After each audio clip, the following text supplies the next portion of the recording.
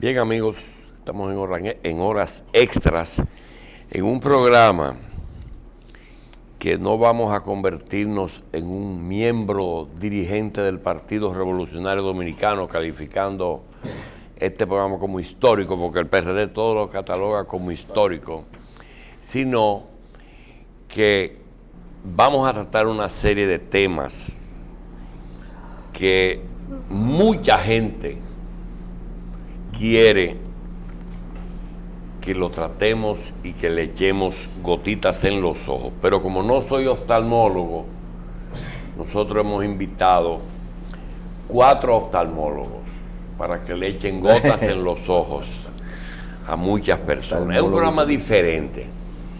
Y nuestros amigos que están con nosotros, como es natural, son políticos y pertenecen o formal o simpatizan con alguna corriente política, pero son lo suficientemente honestos, sinceros, y como no estamos tampoco tan cerca de las elecciones, ellos nos van a ayudar diciéndonos cosas que nos pueden orientar para el futuro.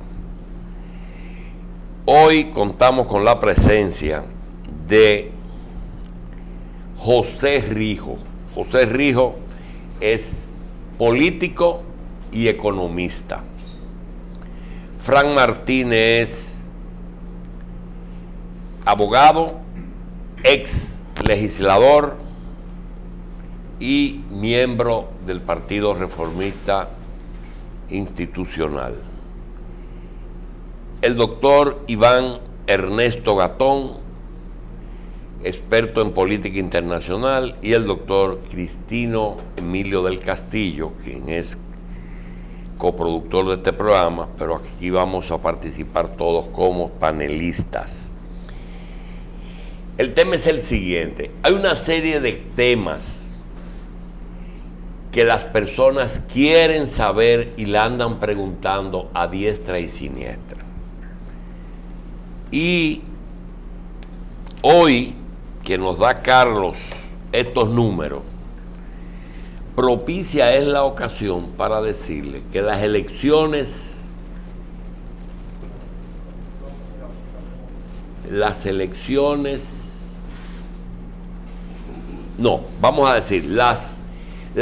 primarias, la elección de los candidatos que van a participar en las elecciones de mayo del 2020 deben de seleccionarse antes del 27 de octubre del 2019. Es decir, que como tope a los partidos les quedan 329 días para elegir sus candidatos a cargos electivos: alcaldes, regidores, presidente, vicepresidente, senadores y diputados. Las primeras elecciones se van a llevar a cabo en febrero del 2020. En febrero del 2020 son las municipales, el día 20 de febrero, para lo que falta 441 días. Para las elecciones de mayo restan 532 días. 532 días. Si hay segunda vuelta, serían 45 días después, 574 días. Y este gobierno, este periodo presidencial, vence el 16 de agosto del 2020. 623 días. Es decir, que los políticos tienen que tomar nota para que hagan su ruta crítica. En el camino hay una serie de preguntas que se pueden o contestar con experiencia, contestarlo con lo que se ha estilado, con lo que se estila tradicionalmente, pero nuestros invitados, ninguno de ellos les gusta mucho la especulación.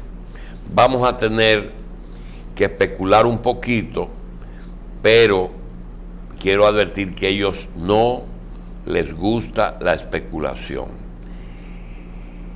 Vamos a trabajar esta noche con 2 horas de programa preguntando a nuestros invitados algunos temas específicos de su especialidad o de su experiencia, porque no hay super especialista. Sin embargo, hay algunas preguntas que se le van a hacer a todos. Vamos entonces, como dicen por ahí, a comenzar por el principio. Saludos, señores. La primera fecha que nos dan es las primarias. José Rijo, ¿tú piensas que para esas primarias y cómo van las cosas hay suficiente tiempo y elegir lo mejor? Bueno, un placer estar en este panel, es tremendo, ¿no? Me siento honrado, don Julio. Gracias por la invitación. Yo creo que lo primero que habría que plantearse es si real y efectivamente los partidos políticos van a entender la nueva etapa de las elecciones, esta diferencia profunda que se va a dar con la elección de los alcaldes en el mes de febrero. Porque lo que suceda en las elecciones de alcaldía, en las elecciones municipales, va a ser un gran indicador de lo que puede pasar en las elecciones presidenciales y congresionales. Ahora bien, en el mes de junio hay, y es lo primero que hay que plantearse, hay una fecha fatal, y es que los partidos tienen que decidir las reservas del 20% de las candidaturas, ya sea para los dirigentes de los partidos o para las alianzas. Entonces, 4 meses antes de octubre tienen que decir cuáles candidaturas se van a reservar. Reservan las direcciones. Sí, por ejemplo, el 20% de 158 alcaldes, estamos hablando de unos 32 alcaldes. Por partido. Que hay que, bueno. ¿Qué fecha es eso? 6 de junio, me parece. Junio sí, 6. 6 de junio. El 20%. Sí, el 20%. Y de los regidores también. Del 20% de todas las candidaturas. Bien. Que se reserva el partido. Lo cual va a ser una limitante para los acuerdos electorales. Porque esas candidaturas no tendrán que ir a las primarias. Ya hay algunos partidos que han decidido cómo van a elegir sus candidatos. Por ejemplo, el Partido de la Liberación Dominicana dice que va a ser primarias abiertas, todas sus candidaturas. Y el PRM cerrada. Dice cerrada, es decir, con su padrón. Y el reformismo por delegado, por dirigente, delegado, sí. por asamblea. Todo eso conlleva una responsabilidad de la Junta Central Electoral que para mí no está haciendo las labores pertinentes para cumplir con ese rol de celebrar esas primarias. Porque la complejidad de la cantidad de aspirantes que puede darse tiene que obligar a los partidos políticos que van a aceptar la modalidad a definir un número determinado de precandidatos. Y esas 3 modalidades, o quizá otras más, que es el dedo, que no se ha mencionado. No, está lo pero de el dedo funciona en el 20%. No, también en el 20%. En el 20%, pero hay una cosa. También están las encuestas. ¿Hasta dónde tú crees que en ese lapso va a dar tiempo? Porque acuérdate que no es de aquí, sino que ellos tienen que preparar en octubre, tienen que tener eso listo. Y hay una serie de problemas que se lo vamos a pasar ahora a Frank, que es el liderato local. Es decir, hasta dónde pueden chocar lo que dice José del 20% con eso que dicen, no, si no soy yo el síndico de la Romana, me voy para la oposición. Gracias.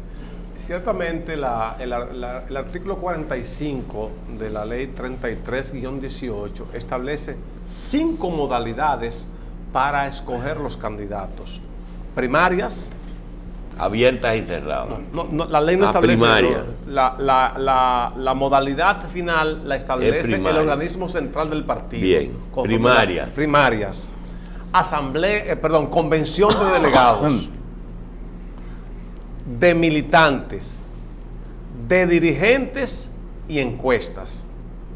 En el caso del Partido Reformista quiero hacer una observación que no es una convención de delegados, es de militantes. Bien. De todos aquellos que estén debidamente registrados en el padrón que llevará cada partido con la observación y el seguimiento de la Junta Central tal y como lo establece el artículo 9. Los partidos tienen que presentar un padrón a la Junta y la Junta ha de depurar para el asunto de la afiliación única. Ahora bien, si una persona, y en esta parte lo que planteó José es importante, el partido tiene que establecer y definir cuál va a ser, si va a acogerse al 20% o puede establecer un monto menor. Claro. Lo que no puede ser es mayor. Bien. Ahora bien, si una persona es precandidato en un partido, luego no puede irse a ser postulado por otra organización política, porque entonces ahí se prohíbe. No hay transfugismo. Ahí no tendríamos hay. El asunto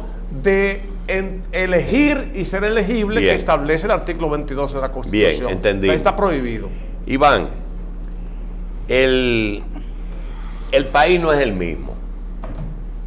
El país es otro y muy diferente, sobre todo en tamaño.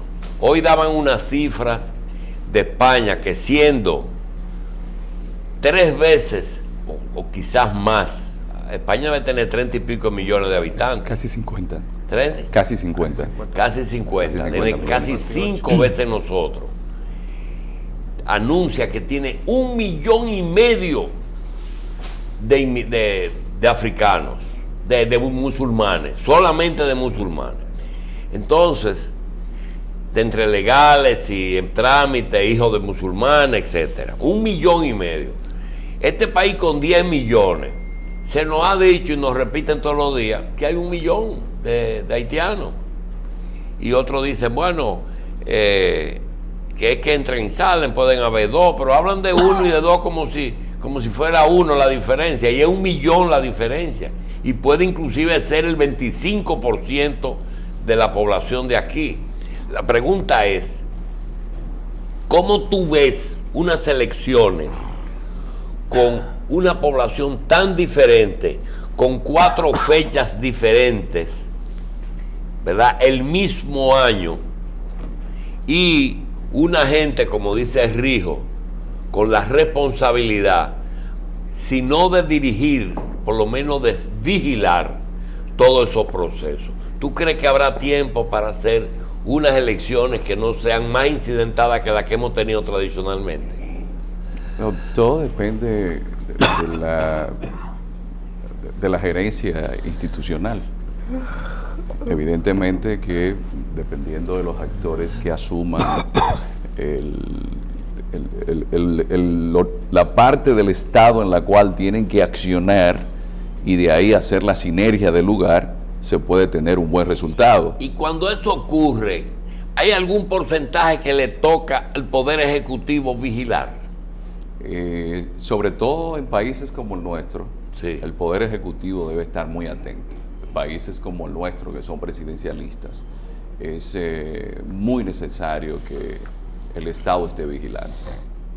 Pero cuando usted comenzó su pregunta y mencionó el tema migratorio de España, y usted decía que el país ha cambiado, el mundo cambió. La crisis migratoria es a nivel global, porque en un mundo globalizado los problemas son globales, y la gente del África se va a Europa por las propias guerras y por los propios problemas que tiene África, que de una forma u otra Europa les ayudó a crear. Entonces, si el problema del cambio climático es global, entonces es un tema que nadie puede estar a un lado. En el tema migratorio, y siempre he sido muy claro, muy contundente con el tema, y es que donde la gente tiene el pan, tiene su patria.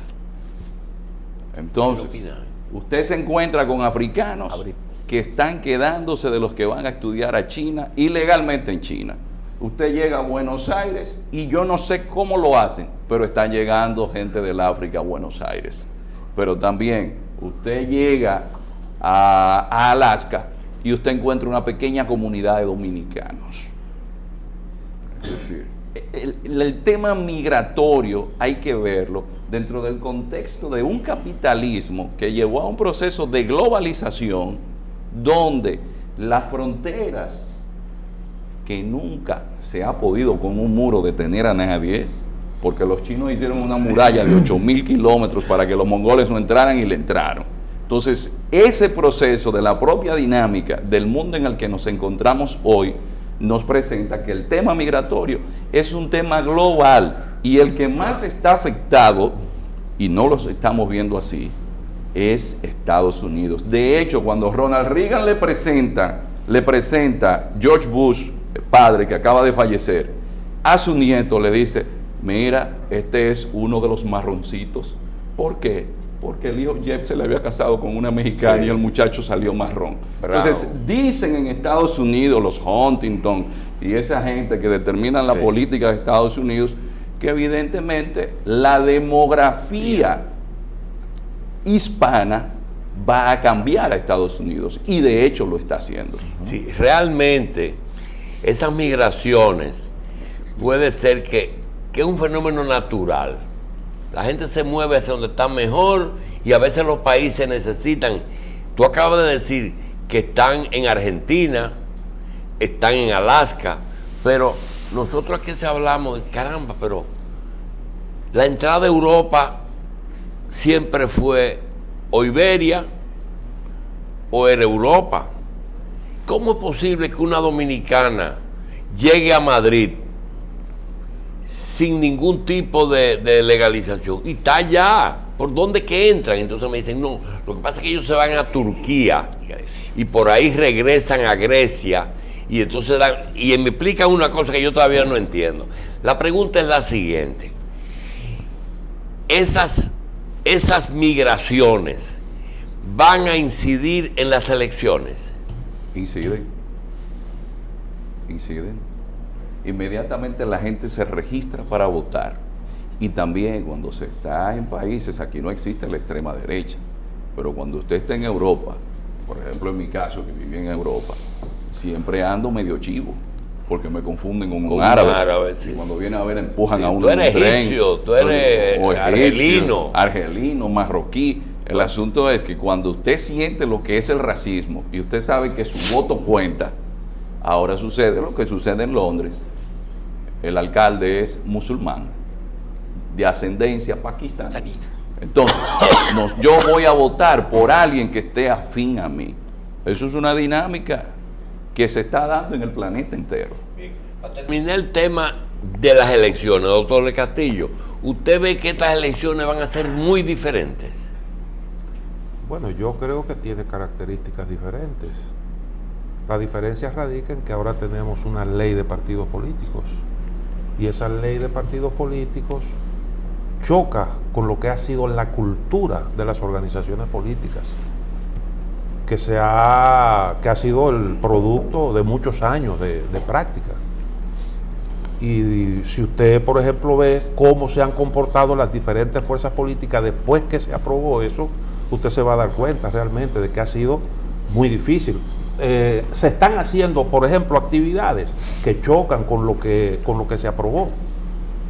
Yo creo, respondiendo a la pregunta que originalmente usted hacía, que sí hay tiempo suficiente, pero eso depende mucho, y lo decía Iván, depende de la gestión de cada organización política. Por ejemplo, para el Partido de la Liberación Dominicana, la modalidad de primarias abiertas ha sido una bendición. ¿Por qué?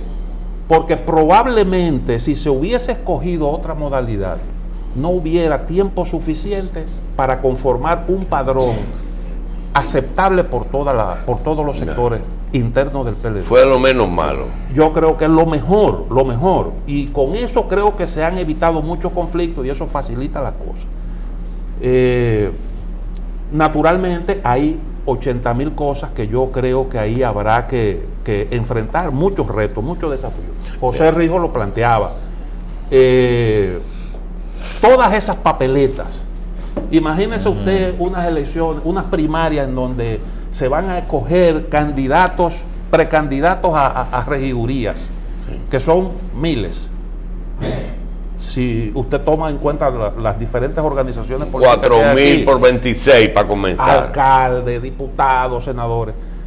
Es realmente un proceso bastante Bien. complejo. Es decir que, Y la Junta Central Electoral, creo yo que tiene que emplearse a fondo para desarrollar capacidades con miras a hacerle frente a ese gran reto que está ahí. yo creo que la vuelta que hemos dado, Carlos, podemos tener alguna cosa clara, aunque no haya la misma opinión de cada uno.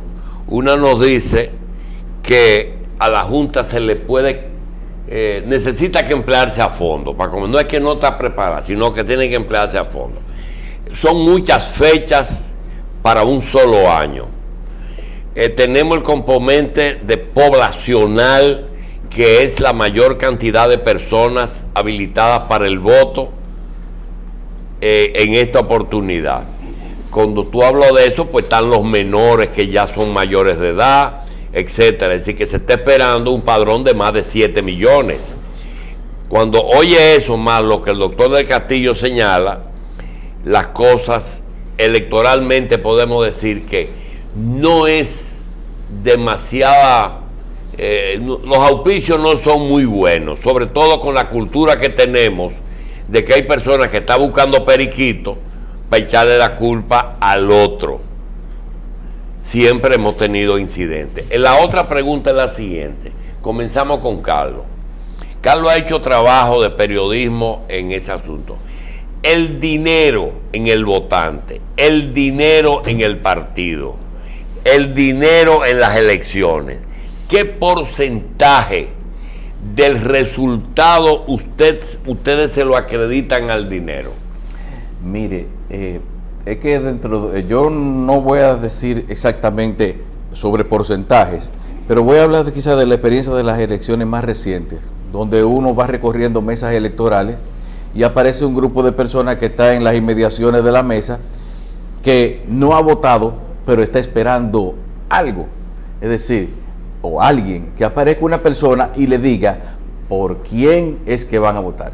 Dígame, ¿por qué? No, porque... No, es una persona, pero hay un dinero que se mueve antes, Sí. antes de ese día, y que es mayor que ese que va a vender el voto. No, yo claro. estoy hablando de el porcentaje en términos generales. Tiene que ver mucho también, doctor, con la persona que... Eso tiene que ver hasta la palabrita, ese no va a ganar. Vamos a pensar... Cuando lo dicen ese, no tiene cuartos. Tenemos que pensar entonces el que dice, oye, tengo una deuda de agradecimiento con fulano porque me resolvió un problema. Eso va desde la receta, la caja de muerto, el ataúd, toda esa cosa. José, en los cuartos, ¿qué porcentaje tú le das a los resultados? Mira, yo soy de lo que creo que la coyuntura actual obliga a analizar el comportamiento de los electores de manera diferente a lo que ha pasado en las últimas elecciones, donde ha prevalecido el dinero. Yo creo que el nivel de descomposición institucional que lleva el país, el nivel de un país atrapado por un solo grupo político, un país sin consecuencias, sin separación de poderes, va a crear una conciencia diferente y el costo del voto va a ser menor. Porque yo soy de lo que creo que la influencia del dinero ha sido determinante en la República Dominicana. Por eso, el Partido de la Liberación Dominicana ha sabido utilizar muy bien el presupuesto general del Estado para lograr fidelidad. Porque si tú tomas la cantidad de personas que cobran en el gobierno, deberían ser parte del costo a analizar del voto para las elecciones. El beneficiario de los programas sociales también. Pues los problemas son todo, lo que tiene que ver con la inversión, con el asistencialismo. Sí, pero hay lo siguiente, por donde tú estás caminando, Fran, que ha sido electo en varias ocasiones, nos puede ayudar con algo de pragmatismo, y es esto. Eso está bien. Y tú te hablas, por ejemplo, con la izquierda dominicana y tú le dices, ¿por qué no han ganado? Porque hay una hegemonía de los partidos, pero esos partidos están ahí por el voto. Esos senadores, esos diputados, esos regidores, esos alcaldes y ese presidente, eso fuimos nosotros que votamos por ellos. Ellos no se impusieron ahora. Tenían mayoría. ¿Qué pasa cuando hay mayoría? Que se gana. Ahora la pregunta es la siguiente. Esa gente, dice él, que posiblemente el precio del voto baje un poquito porque se tome en cuenta otra cosa. Se está refiriendo José Ríos a que la gente puede estar cansada de lo mismo. Es muy probable, pero tenemos que tomar en consideración lo siguiente. Y voy a entrar un poco en el campo de José, en su especialidad, que es la parte presupuestaria. Yo he estado hace unos años trabajando el tema de por qué el inmediatismo y las urgencias se han utilizado como dos vehículos para cambiar las simpatías y las voluntades, con una labor de identificación de simpatías en una circunscripción determinada o en un municipio determinado. Los hacedores de la política gubernamental normalmente lo que hacen es que vuelcan recursos hacia esas áreas buscando resultados, y no podemos cuantificar, no se ha cuantificado esto, pero también es uno de los problemas que tenemos respecto a la parte presupuestaria. Yo pienso que entre un 15 a un 20% en un proceso electoral, el factor dinero puede influir en las voluntades de muchos electores y hasta puede inclusive... Influir y decidir. Sí, y hasta puede provocar inclusive abstenciones también. Claro. Porque aquí nosotros estamos jugando que todavía tenemos una credibilidad en el padrón y estamos permitiendo que el que no tenga su cédula y va a votar a unas elecciones no puede votar, cuando lo correcto es que con un padrón fotográfico cualquier documento de identidad puede ser utilizado, pero las compras de cédulas son reales. Estamos en un estado clientelar asistencialista. Y que tú entiendes que no debe necesitarse la cédula. No sería necesario porque eso está hecho para que no se necesite. Es una forma de blindar al votante, de que se le pueda comprar, no convertirlo en vulnerable ante la acción de los Gastón, además del dinero, están los poderes que tradicionalmente han incidido en este país, y digamos de cualquier parte del mundo, pero como tú eres internacionalista, vamos a hablar de este país. Los militares, la Iglesia Católica Romana, los ricos locales, los ricos que tienen inversiones importantes, es decir, las multinacionales que están aquí, y el poder, Estados Unidos específicamente, y la Unión Europea, ¿tienen alguna cuota de poder o inciden en las elecciones a juicio tuyo? Es que el poder es policéntrico. La geopolítica enseña eso. El poder es como si fuese un juego de ajedrez. Por ejemplo, Pepe Mujica, en Uruguay, como presidente, decía, mira, yo soy ateo, pero yo respeto la Iglesia Católica. Yo sé que a mí me critican porque he legalizado la marihuana. Eso me ha traído problemas, pero yo me di cuenta de que gastaba menos en cárceles, gastaba menos en aquello, eso me trajo enemigos. Y le decía al periodista, pero venga acá, pero ¿cómo usted se involucra en asuntos que sabe que le van a traer enemistades? Y él dice, mire, lo que sucede es que hay algo muy importante. El político debe tener el sentido de la autocrítica, de la honradez intelectual y trabajar como un filósofo. Ahora, los poderes fácticos no. Los poderes fácticos los que buscan es lo inmediato, sus intereses. Donde el empresario tiene su inversión, tiene el entendimiento. Donde Estados Unidos tiene sus intereses, es, bueno, en el tema político. A mí no me interesa en Guerra Fría que tú tengas incidencia de la Unión Soviética y cualquier amago, yo te mando inmediatamente tropas, como sucedió en el 65. Yo no puedo tener otra Cuba en la región. La iglesia es un poder que en ningún lugar se pasa por alto. Por ejemplo, en Rusia no se explicaría Putin sin el acuerdo con la iglesia ortodoxa. Entonces, en un país como el nuestro, evidentemente, ante ese policentrismo que hay de empresarios que pueden determinar en elementos, que usted que es un hombre de los medios de comunicación, estamos en una sociedad orwelliana, por más internet que haya, los medios de comunicación donde están los grandes programas de televisión marcan rutas de opinión. Pero no hay todavía un juez electoral digital. Hay uno que trabaja para la Junta, pero no hay uno de los jueces, ni un contable, un contador público autorizado, ni un juez que sepa de computadora. Hay un empleado de ellos. La pregunta es la siguiente, doctor, de lo que está diciendo Iván, por ejemplo, ¿el militar todavía tiene influencia o ese capítulo está cerrado? ¿El cura tiene influencia o puede pasar como los ortodoxos en Rusia? Todos los factores que usted mencionó son importantes. Ahora, yo digo que depende de cómo usted se maneje frente a esas situaciones. Los mismos ingredientes pueden dar como resultado guisos distintos. En México, a pesar de que el capital estaba en contra de López Obrador, él se impuso. Es decir que el dinero ahí no fue un factor decisorio. Sin embargo, el dinero, me refiero, o sea, la influencia del empresariado. Ahora, el dinero es importante en cualquier sociedad del mundo.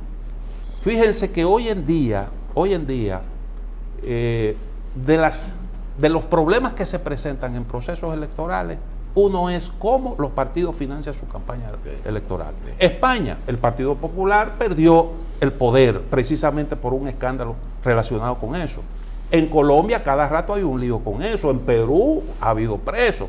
Es decir, los partidos políticos buscan cómo financiar su campaña de cualquier forma. Incluso muchas veces se aceptan dinero ilícito. Pero hay otros factores que también se necesitan, no solo dinero, se necesita también una estructura que permita una eficiencia en el gasto de los recursos. Que eso lo han desarrollado algunos que han contado con poco dinero. Por ejemplo, Jeremy Corbyn en Reino Unido le ganó la convención a los varones del Partido Laborista sin tener apoyo económico, recibiendo pequeñas contribuciones. Ahora, ¿por qué? Porque él armó un buen equipo de campaña con gente voluntaria que tenía unos contactos muy estrechos con las bases de esa organización política. Entonces, entonces digo yo, el dinero es importante. Ahora, el caso, por ejemplo, de algunos personajes muy meritorios de algunas organizaciones políticas que no han podido ganar una convención y que el liderazgo ha tenido que empujarlo. Yo no voy a mencionar nombres, pero fue el caso del doctor Peña Gómez, que tuvo que empujar una serie de dirigentes que eran muy buenos, pero que no ganaban convenciones. Hubo uno que incluso tenía un furgón lleno de mercancía para distribuirlo en un barrio, y la competencia se lo incautó en el camino.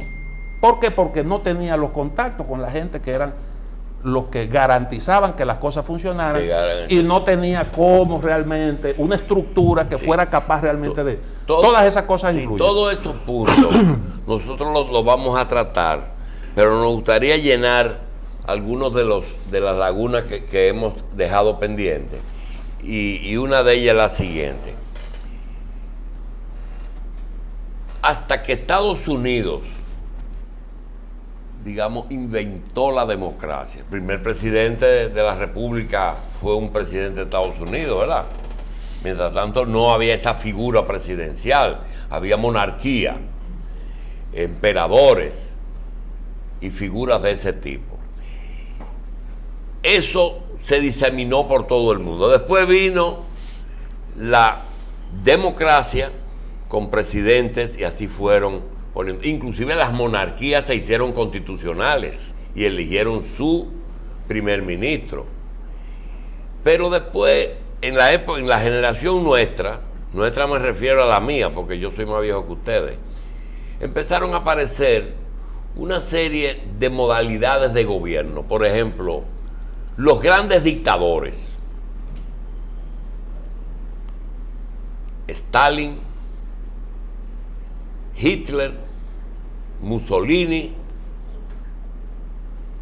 y sus contrapartidas. Luego aparecieron los que copiaron en América eso. Aparecieron toda esa gente: Perón, Rojas Pinilla, Trujillo, Stroessner. Somoza. Somoza, Duvalier. Perú, Ecuador, el otro, Videla, los Bordaberry, lo que sé yo qué, toda esa gente le dio como una seguidilla.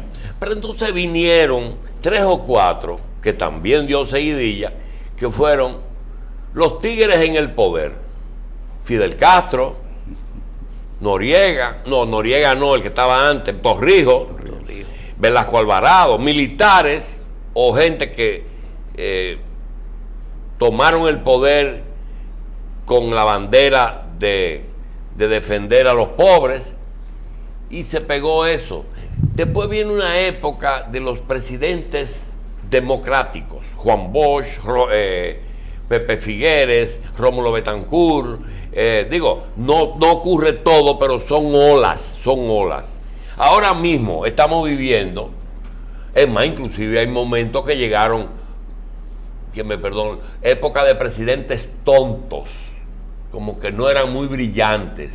Bucarán, qué sé yo qué, gente medio rara, que tú no sabes cómo llega esa persona ni con qué discurso llega, pero los partidos lo ponen. También llegan entonces los corruptos de todas partes. Llega la izquierda entera, y ahora llega la derecha, con una excepción. ¿Qué pasó en México?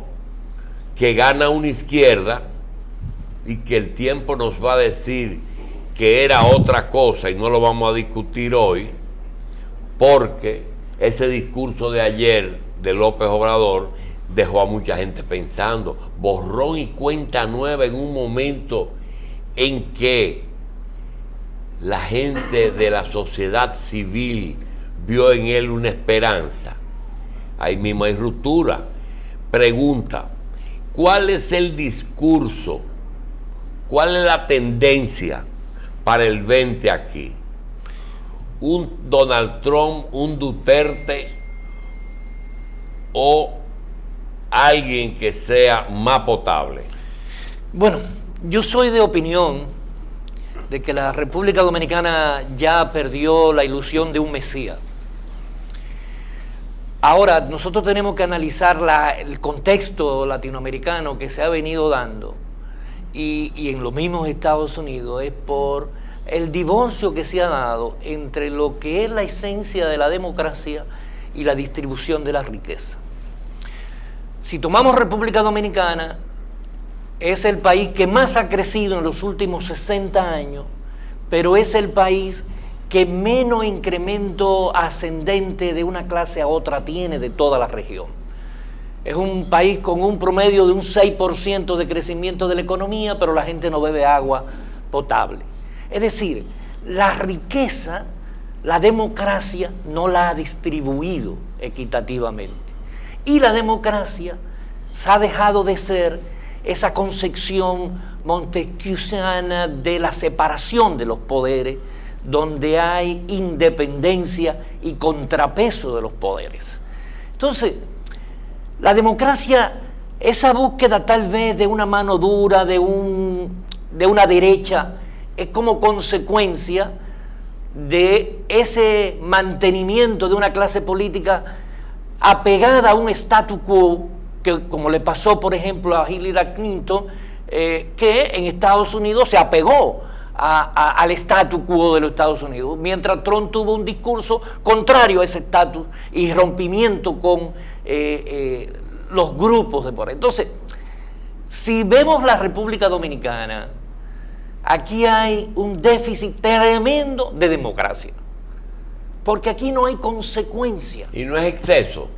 No, es que no hay democracia. Pero perdóname, es que tú me estoy preocupado, porque me da la sensación que puede caer en que en un momento dado mi amigo José Ripo puede ingresar a un convento, pero a un convento político, Es decir, aquí no hay nada que hacer. Los partidos políticos tradicionales no están ofreciendo nada, pero yo no voy a dejar de ser político. Entonces lo que se hace es un ciudadano que dice, ya en el mundo yo no quiero ser rico, yo necesito un sitio que me dé 3 comidas y yo para dejarme el día rezando, me voy a meter a cura o a monja. Y hay un grupo aquí que sabe que no va a conseguir el poder y que se metió a cura y a monja ahí, mira, están en la universidad. No, es todo lo contrario. En una cosa ahí que se llama la convergencia. Otros son de la sociedad civil, buscando unos fonditos a ver cómo defienden a los gays, defienden al aborto, donde aparezcan los fondos. Óyeme, ya vivimos eso ya vivimos eso con China, con Cuba, con Rusia, con los becados. Ya estamos muy viejos para eso. José, realmente hay posibilidad de llegar al poder con un discurso. Claro que sí. Y no solamente con un discurso, con la realidad. Porque lo que nosotros estamos diciendo es que no es el exceso. Decía un pensador francés, Jacques Lacordaire, bueno, 1830, la libertad es la que nos oprime y la ley es la que nos libera. Y este país, la ley no tiene ningún significado. ¿Qué planteamos nosotros? Nosotros creemos que con los partidos políticos que real y efectivamente tienen interés de construir una nueva institucionalidad, es posible crear ese discurso. Lo que hay que entender es que nadie tiene la verdad absoluta, que hoy en día se necesita una amplitud. Nunca nadie ha tenido la verdad absoluta. Bueno, Frank, hay un creimiento del pensamiento único en este país. Pepe Mujica, que yo le digo el papa ateo, porque lo que me parece es un papa pero ateo. Okay. ¿Es una figura única o pueden haber otros Pepe Mujica que convenzan a un país de que se puede gobernar con otra, como decía Gatón? Yo pienso que sí, en principio, a pesar de que en el caso de él no vamos a encontrar un referente por lo que vivió en la tendencia Tupac Amaru y el tiempo que duró privado de libertad. Ahora, yo estoy promoviendo un libro, son 2 libros, pero lo estamos estudiando para el debate, que es La política en tiempos de indignación, de Daniel Innerarity, y además, ¿por qué fracasan los países? Nosotros nos embarcamos en el 2010 en una reforma constitucional que nos llevó a proclamar un Estado social y democrático de derecho, donde tenemos que promover la dignidad humana, la soberanía, el trabajo, los derechos fundamentales, y evidentemente estamos ante lo que yo llamo un déficit constitucional que se convierte también en un déficit moral del constitucionalismo contemporáneo. Estamos envueltos en esa vorágine. Ahora, hoy, rumbo al 20, todavía la tendencia partidista de los partidos políticos es muy acentuada. Ahora, existe un deterioro en nuestras instituciones y también en los partidos. No obstante, la posibilidad de rediseñar los partidos. Ahora, el problema grave de nosotros es el tema constitucional, porque si tenemos supremacía de la Constitución y no se está cumpliendo estos aspectos en una dirección... Venezuela dejó de rediseñarlo. Totalmente. ¿Y eso fue lo que pasó? Claro, la corrupción, el regalo, la promoción de un mesianismo, claro, bien, de Chávez. Pero hay una cosa, nosotros podemos tener diferencias de forma, pero lo que estamos aquí, a mí me consta que aquí nadie se está buscando unos pesos ni un cargo, ninguno de los que estamos aquí, porque tenemos tiempo suficiente para estar claro de lo que nosotros queremos, el bienestar de República Dominicana, ponernos al nivel del mejor en lo que sea posible y sobre todo que mi familia y mis descendientes puedan vivir en un ambiente más propicio. Gatón, no se puede decir qué tú quieres para ti y para tu familia, porque las respuestas ya me la han dado tantas veces. Me dice, es que aquí cada país tiene unas características específicas que no son iguales, pero son seres humanos. Y mire, yo lo he visto muerto a todos y todos son igualitos anatómicamente. Todos son igualitos anatómicamente. El mismo sistema circulatorio, nervioso. Lo que cambia es la cultura. Mi pregunta, ¿qué tú quieres y qué tú esperas de copiar un régimen o un sistema? Dice, yo quisiera algo que se parezca a tal cosa. ¿A qué? Mire, la realidad es que la democracia está en cuidados intensivos a nivel global, porque el sistema financiero mundial ha humillado a los políticos. Es decir, las manos que mecen la cuna, las que determinan el curso de la historia, en estos momentos es el sistema financiero. Entonces usted se encuentra con una España, por ejemplo, que los dos partidos principales, el PSOE y el PP, se ponen de acuerdo para constitucionalmente aprobar que los intereses de la deuda, con eso no se puede fallar, que atender al pago de la deuda de España, eso es lo primero. Cuando hay otros elementos que necesita el pueblo español que se le supla, y eso lo hacen en España. Pero eso no se queda ahí. Pero dijiste las manos que mecen la es cuna. el sistema. Sí, pero cuando dijiste ahorita que hay migraciones que han llegado a China, digo, caramba, pero yo sé que Trump está tratando de mecer la cuna, pero la marcha parece que se la va a cambiar. En Europa no han podido mecer la cuna porque Europa se ha llenado del islam y de africanos. Y yo te pregunto, ¿y en China es verdad que hay inmigrantes? Pero hay migración. China tiene 56 grupos étnicos. ¿Hay? 56 grupos étnicos. Y en China se da una condición mucho más compleja todavía.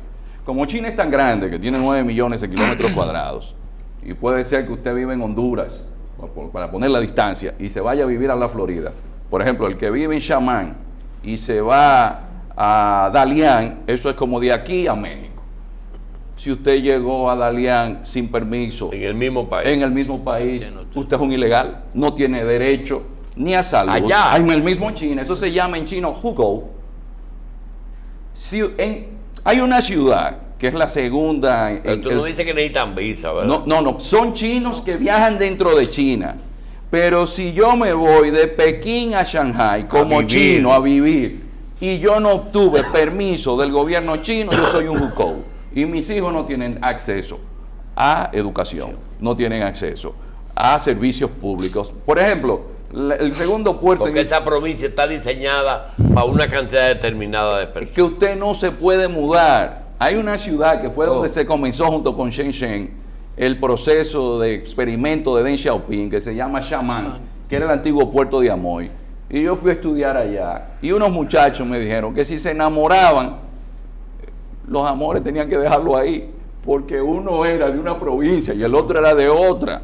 Entonces hay que ver que en el sistema en el cual nosotros vivimos en la actualidad, las democracias no son las que están sacando gente de la pobreza. El Estado Social Bienestar Europeo se enterró. Sin embargo, Rusia, con un régimen autócrata, está sacando gente a clase media. Sí, pero un momentito. Tú has planteado de la riqueza. Doctor, la URCS tenía eso que está describiendo Gastón. Igualito. Había que buscar permiso para irse a Siberia, por ejemplo. Igualito. Usted no podía libremente escoger su lugar de residencia. Tenía que contar para eso con un permiso. Eso era así en toda la Unión Soviética. ¿Y dónde te gustaría entonces emular para que tu país sea como... Mire, lo que está dejando resultados, y ahí viene el cuestionamiento a la democracia, es el régimen chino, que es el que ha copiado a los vietnamitas. Vietnam y China son los países que más gente van a llevar a clase media. Ay, ¿y las democracias qué están haciendo? Es que las democracias tienen un problema, que hay que ganar las elecciones que vienen. Y si se hace un proyecto de largo plazo, porque la gente cree que en China, por ejemplo, hay empresarios. Lo que pasa es que el que estaba en cero, cualquier cosa que suba está bien, después que yo esté en todo clase media, tú eres el problema. El problema es que esa gente ha llegado a clase media y no hay forma de que se vea que eso se vaya a revertir, porque hay un proceso que se llegó con la propia globalización neoliberal que le quitó a los gobiernos la capacidad de decidir y dejó Y eso todo. se hizo con democracia. Eso se hizo con democracia. Con democracia. Con democracia se le quitó. Cuando se dice aquí el salario es eso es democracia. Pero que la democracia, la gente está pensando que realmente en nuestros países la democracia se hizo para diseñar las leyes y demás a beneficio de las mayorías. Y no, fueron esos grupos financieros quienes hicieron colapsar a Occidente. A Estados Unidos no lo quebró Lehman Brothers. No, y aquí hay un problema, me permito, y es que la clase media, media alta de República Dominicana se acostumbró a poder resolver de manera individual lo que tenía que ser resuelto colectivamente.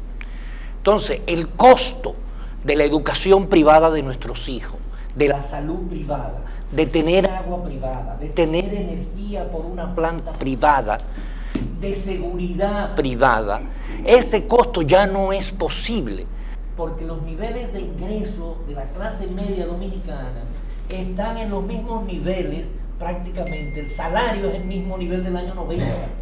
Entonces ya no hay posibilidad de que esa clase media no demande devolución del Estado de los impuestos que está pagando.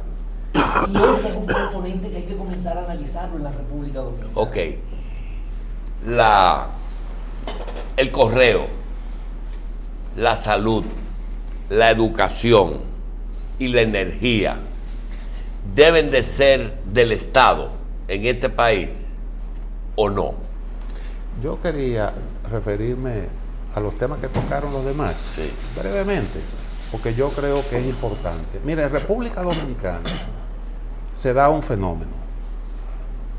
El Partido de la Liberación Dominicana ha hecho una buena gestión. Los numeritos corroboran eso. Ha habido crecimiento, eso es innegable, con estabilidad. El Producto Interno Bruto de la República Dominicana en el año 1998 eran 18 mil millones de dólares. ¿Cuánto es hoy? Son casi 80 mil millones. Eso significa que la economía ha crecido 4 veces. varias veces, el tamaño de su economía. Y eso no es un invento, esa es la realidad.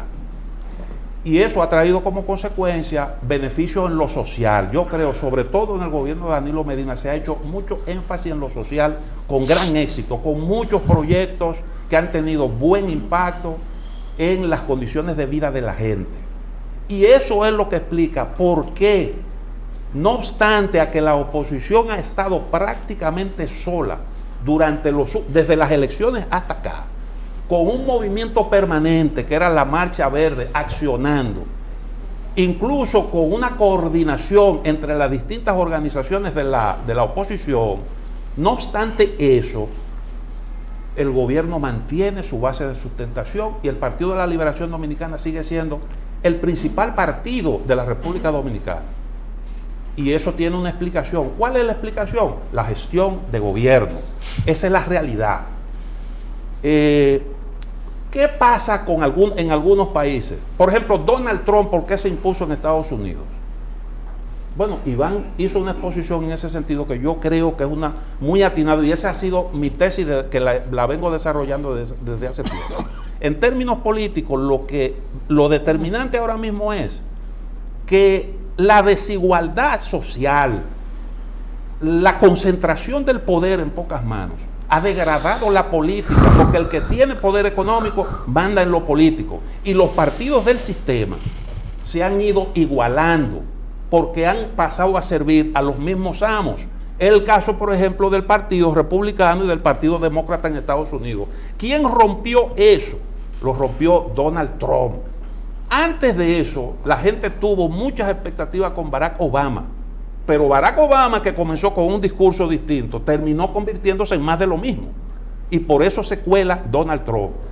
Que es lo que permite, por ejemplo, en Gran Bretaña, que en el Partido Laborista se produjera el cisma de que le estaba hablando. Y es lo que explica por qué en Grecia el bipartidismo de muchos años se rompió, o en Francia, en donde los dos partidos que predominaron durante más de 40 años ni siquiera participaron en las últimas elecciones, o sea, como opciones reales. Entonces, ese es el problema. ¿Usted quiere un ejemplo claro de hasta dónde llega el poder? Gatón hablaba del caso de España. En España se produjo una situación, una discusión con respecto a quién tenía que pagar el impuesto por el registro de las hipotecas. Entonces hubo una organización social que sometió eso a la Suprema Corte de Justicia. Y la Suprema Corte de Justicia decidió que ese impuesto tenían que pagarlo los bancos, porque los bancos eran las instituciones que tenían que ser más diligentes registrando las hipotecas. ¿Y qué pasó? Bueno, que después cuando calcularon, eso significaba que los bancos iban a tener que pagar 40.000 millones de euros. Se lo cobran al cliente. Y la decisión se cambió 3 días después. La misma Suprema Corte de Justicia. Contando lo siguiente. Entonces, ¿qué es lo que explica eso? Lo que explica eso es que quienes mandan son el poder económico. Es el poder económico. Pero y eso bien. es lo que explica las migraciones. Sí, pero hay cosas que ocurren a pesar de. Yo creo que vamos a dejar el asunto para ahorita. Pero yo quiero. Quería decirle algo, don Julio. Tú eres que vas a hablar. Sí, mira. pero quería decirle algo diga. con relación a España, para que usted vea. Usted compra un apartamento en 1 millón de euros. Y si usted no puede salir del apartamento, pagar el apartamento, a usted lo sacan del apartamento y mientras vida tenga, tiene que seguir con la deuda encima. Que Aunque fue uno te de los vaya. pues sí, porque no es la dación en pago. Entonces, eso provocó en España el suicidio de mucha gente. Y estamos hablando de un país Que como sin tener España. las cosas tenían que pagarla Tenía de que por seguir vida. de por vida. ¿Quién manda? El sector Bien. financiero. Ahora, ya hicimos generalidades. Vamos a coger esta hora que nos queda para entonces ver el especialismo de cada uno. Gatón, es un país pobre, dicen que es no viable, pero decide en la economía y en este país sin ser rico y sin ser Haití y su incidencia en República Dominicana. Porque comenzaste a hablar de migraciones y yo creo que de los que estamos aquí el que mejor conoce los movimientos migratorios eres tú. No, mire, Haití es como la espada de Damocles de República Dominicana. Primero porque evidentemente hay una gran irresponsabilidad a nivel internacional con el tema haitiano.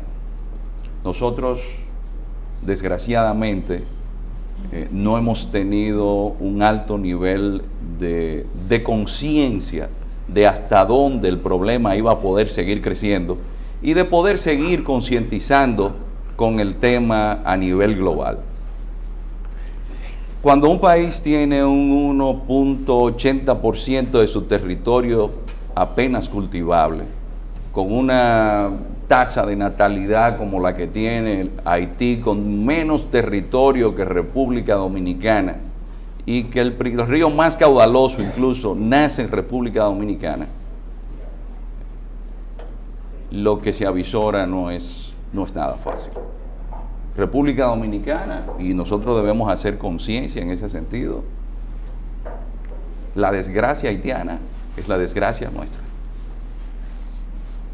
Y lo único que nosotros tenemos, que yo siempre digo que podemos ir trabajando, es elevando los niveles de conciencia, porque no va a haber forma de que si yo soy haitiano, yo no cruce para la República Dominicana, si no me dan la oportunidad en otro lugar.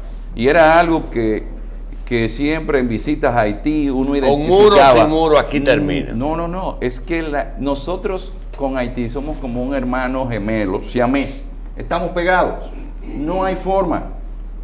A nosotros lo que nos conviene es el desarrollo de Haití. De hecho, Haití lo que necesita es un plan Marshall.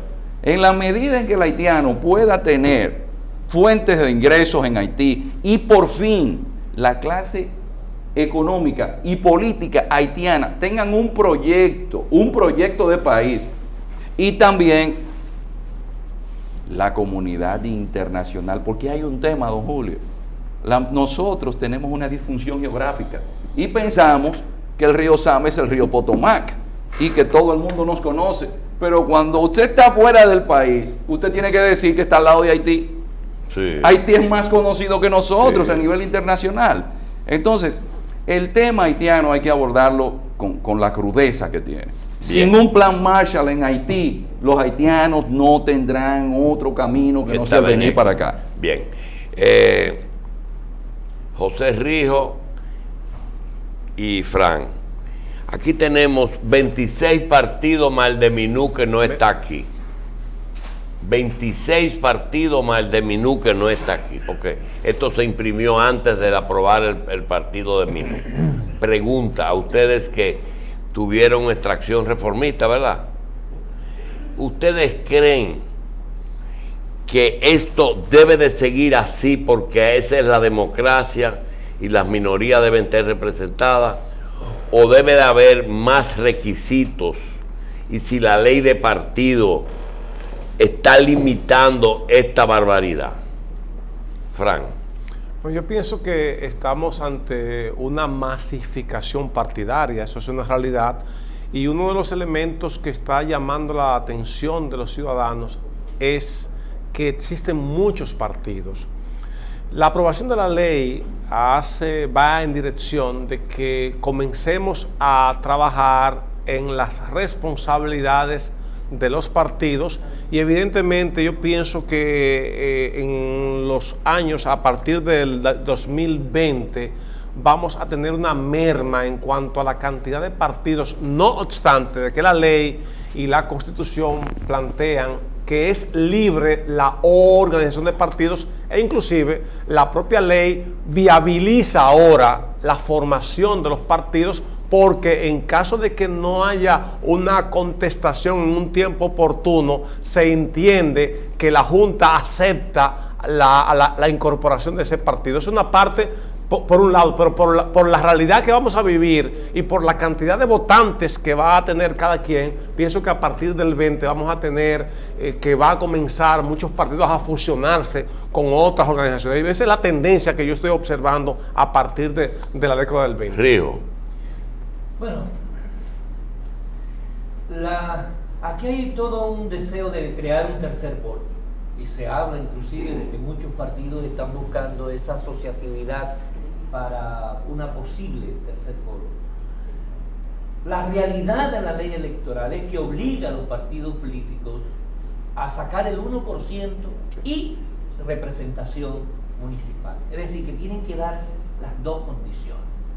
Entonces los partidos, habrá muchos partidos que si no logran una representación municipal, que como está dada la composición de que nada más puede ser un 20% que pueden negociar los partidos para alianza, eso puede provocar que muchos de esos partidos pierdan su personería jurídica y a partir del 2020 comience a hacerse una recomposición de todas las fuerzas políticas. Ahora, nosotros somos los que empujamos a una gran coalición para el año 2020, porque definitivamente el país necesita un cambio y nosotros lo entendemos que es viable si hay una gran unidad Y el cambio está ahí, si hay un gran pacto político y social en la República Dominicana, porque ¿cuál ha sido la expresión de los partidos políticos dominicanos? ¿Cuál ha sido la creación de los partidos políticos dominicanos? Ha sido la negación de derecho a participar en un proceso o a entender que yo tengo más fuerza que tú y me divido y creo mi propio grupo. Muchas creaciones de los partidos han sido divisiones de otros partidos. El Partido Reformista, el PRD, ¿tú crees que le queda mucho tiempo de vigencia? Yo soy de los que creo que si no hay una redefinición internamente, le queda muy poco. Muy poco. Aquí hay una necesidad de hacer una nueva interpretación de la realidad política dominicana. Fran hablaba de que en el artículo 7 de nuestra Constitución nos crea un Estado social y democrático de derecho. Y ese concepto fundamental tiene que buscar la forma de unirnos en crear una ideología de primacía de la ley y de institucionalización. No es verdad que la inversión en la República Dominicana ha sido privilegiando lo social. No es verdad. No es verdad. Aquí la imposición de un modelo económico deficitario con un alto nivel de endeudamiento hace posible la fidelidad del voto. Hace posible. Pero los indicadores son falsos. Están sustentados en mentiras. No es posible que un país tenga 6 años consecutivos pagando el 60% de sus intereses con emisión de bonos. Eso indica la debilidad económica que tiene el país. Este año, de 135.000 millones de pesos de intereses que se están pagando, cerca de 70.000 millones es con bonos. La deuda no externa, la deuda del país es un tema que vamos a comenzar a hablar después de la pausa, porque parece ser que no lo saben, que aquí hay problemas.